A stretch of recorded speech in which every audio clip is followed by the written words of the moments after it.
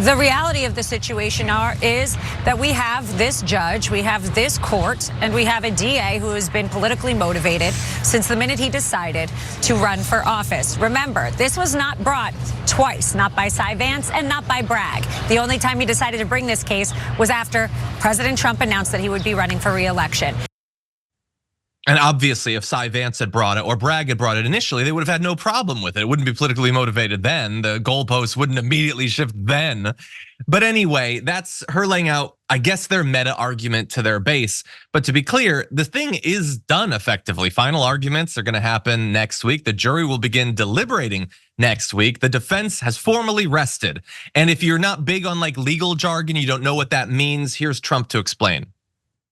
And we'll be resting pretty quickly. Resting meaning resting the case. I won't be resting. I don't rest. I'd like to rest sometimes, but I don't get to rest. But we are.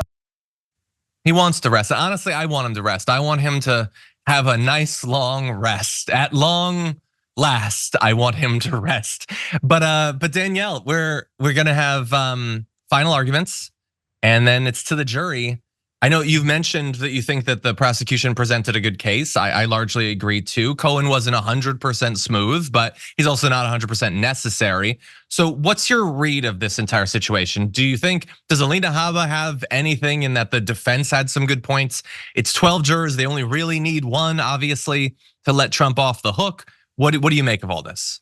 I honestly think that the prosecution really needs to wrap up their story with their closing statements. I think that they need to put a fine, a fine dot on the point that, again, this isn't just about having illicit sex, right? Which is what the media has wanted to make this. This isn't just about Donald Trump having an affair. This is about Donald Trump paying off a porn star with campaign resources, writing checks to that porn star while he was president of the United States, all so that he could lie to the American people. Because with the Access Hollywood tape compounded with this story, he might have quite possibly lost the 2016 election. And we all know that. But because this was hidden from the public and all we had was the Access Hollywood tape, which to me should have been enough.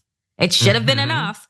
But it wasn't. That this was about not, again, the defense didn't even offer up that he was hiding this because he didn't want to hurt his wife. Like they didn't even offer that up, right? Like this was all about making sure that you could lie to the American people because you didn't want to show what a disgusting POS that you are, because it was very clear that you can grab a woman by here, you can pay him off over here, and that's his MO.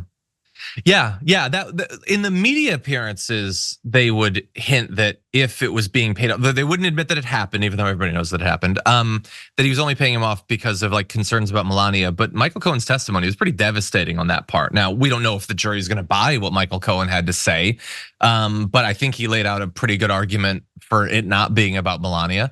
I also agree. It really feels, in hindsight, even though I feel naive to say that Access Hollywood tape should have been it, I guess. And it's crazy how things devolved from there. Like in 2016, it feels like that tape should have been enough.